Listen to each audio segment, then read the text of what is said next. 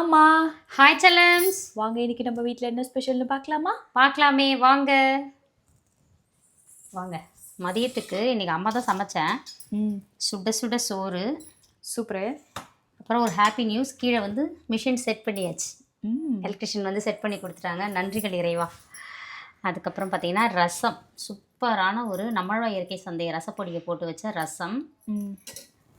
அதுக்கப்புறம் புளிச்சக்கீரை தொக்கு, இதுவும் நம்ம சந்தையில் அவைலபிள். தேவைப்படுறவங்க வாங்கிக்கோங்க, ஆர்டர் பண்ணி சோறில் போட்டு அப்படியே பிசைஞ்சு சாப்பிட்லாம், அவ்வளோ அருமையாக இருக்கும். அதுக்கப்புறம் பார்த்திங்கன்னா உருளைக்கிழங்கு வறுவல்.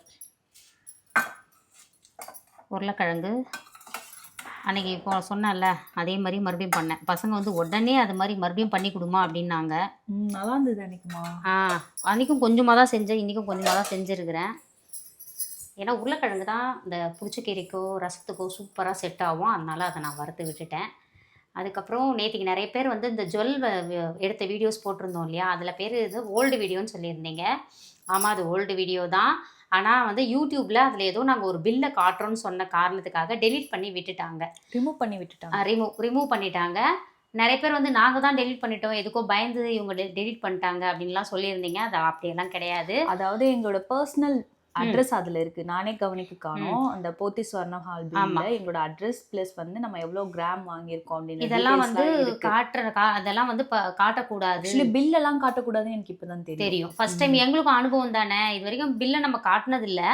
ஆனா இப்ப ஃபர்ஸ்ட் டைம் வந்து அப்பா வந்து அது கிராம் செக் பண்ணோம் நாங்க, கரெக்டா வந்திருக்கான்ட்டு. அப்ப அந்த பில்லையும் நகையும் காமிச்சிருக்கேன், அது ஏன் மிஸ்டேக் தானா எனக்கு தெரியாது உண்மையிலே. அதனால இனிமேல் தவறு பண்ணி அதுன்னு பாத்தீங்கன்னா அந்த vlog அவ்வளோ வியூஸ் போயிருந்துச்சு. அந்த வியூஸ் போனது எல்லாமே வீண் தான்.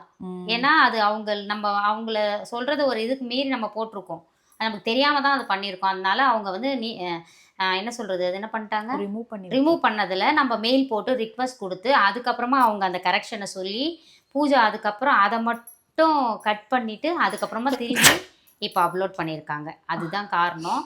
இப்போ பார்க்காதவங்க பார்ப்பாங்க, பார்த்தவங்க ஸ்கிப் பண்ணிக்கோங்க, சரிங்களா? அதுக்கப்புறம் வந்து நிறைய பேர் கோல்டு சீட்டு வந்து பற்றி எங்களுக்கு சொல்லுங்கன்னு சொல்லியிருக்கீங்க. நிறைய வீடியோஸில் நம்ம சொல்லியிருக்கோம். நம்ம கையில் மொத்தமாக பணமாக கொண்டு போய் வாங்கிறத விட நம்ம இந்த மாதிரி சீட்டு உங்களுக்கு பிடிச்ச கடையில், உங்களுக்கு எங்கே பிடிச்ச கடையில், நம்பகமான கடையில் நீங்கள் வந்து அதை மாதம் பணமாக கட்டி வாங்கும்போது நமக்கு வந்து ஒரு ஒரு ஒரு கோல்டு ஒரு பவுன் எடுக்கிறோன்னு வச்சுக்கோங்களேன், அதுக்கு வேஸ்டேஜ்ன்றது குறைஞ்சபட்சம் நான் சொல்கிறேன் ஒரு 5000 ரூபாவது போடுவோம். நான் சொல்கிறது குறைஞ்சபட்சம் தான், அதுக்கும் மேலே தான் வருது. அது வந்து உங்களுக்கு இதில் கிடையாது. நீங்கள் மந்த்லி சேவிங்ஸ் சீட்டு போட்டு இது வாங்கும்போது அது கிடையாது. ஸோ ஒரு 10 பவுன் எடுக்கிறோன்னா ஒரு நான் சொன்னதுக்கு ஒரு 50,000 ரூபாய் நம்மளுக்கு சேவ் ஆகும். ஆனால் அதை தாண்டி தான் சேவ் ஆகுது. அதனால தான் நாங்கள் வந்து எப்போவுமே கையில் கொண்டு போய் எடுக்க மாட்டோம். நமக்கு 2 பெண் குழந்தைங்க வச்சுருக்கோம், உங்களுக்கே தெரியும். நம்ம வீடு கட்டும்போது அவ்வளோ நகை சேல் பண்ணியிருக்கோம். இதெல்லாம் எப்படி வந்துச்சுன்னா இந்த மாதிரி எடுத்து வைக்கிறதால தான், சரிங்களா? சேவிங்ஸு நிறைய பேர் சீட்டு போடுவாங்க, ஒவ்வொருத்தரும் ஒவ்வொரு மாதிரி சேவ் பண்ணுவாங்க. என்னோட இது நகை, அதுதான் அவசர காலத்தில் நிறைய டைம் உதவி இருக்கிறதால நம்ம அந்த மாதிரி பண்ணிகிட்ருக்கோம். ஸோ தேவைப்படுறவங்க, ஒருத்தர் சொல்லியிருந்தார் அந்த இதில், நீங்கள் உங்களோட மோட்டிவேஷனில் தான் நான் வந்து நகை சீட்டு போடு, எங்கள் ஃபேமிலியே இப்போது நகை சீட்டு போட்டு சேவ் பண்ண ஆரம்பிச்சிருக்கோன்னாரு. ஸோ இந்த மாதிரி ஒரு நம்மளை பார்த்து ஒருத்தர் வந்து அவங்க சேர்த்து வைக்கிறேன்னு சொன்னால் அது எவ்வளோ சந்தோஷமாக இருக்கும். அந்த மாதிரி காரணங்களால் தான் நம்ம அந்த மாதிரி வீடியோஸ்லாம் போஸ்ட் பண்ணுறோம். மற்றபடி வேறு எதுக்காகவும் இல்லை. பிடிச்சவங்க எடுத்துக்கோங்க, சரிங்களா? அதுக்கப்புறம் இன்னைக்கு திருமண நாள் பிறந்த நாள் கொண்டாடும் அனைவருக்கும் எங்கள் மனமார்ந்த நல்வாழ்த்துக்கள் செல்லங்களா. வாழ்க வளத்துடன், எப்போதும் மகிழ்ச்சியாக நிம்மதியாக சந்தோஷமாக இருங்க பட்டுக்குட்டீஸ். எல்லோரும் பொங்கலுக்கு வந்து வீட்டை வந்து ஏறக்கட்ட ஆரம்பிச்சிருப்பீங்கன்னு நினைக்கிறேன், க்ளீன் பண்ணுற வேலை.